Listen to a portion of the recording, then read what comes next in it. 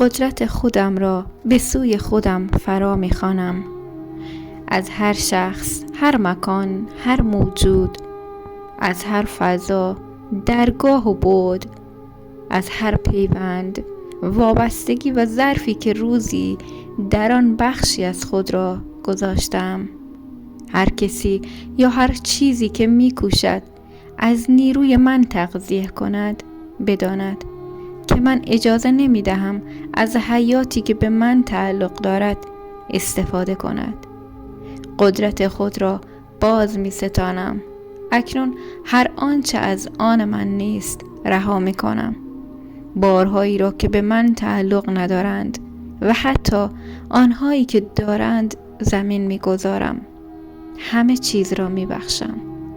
همه انسان‌ها را و هر آنچه بوده است.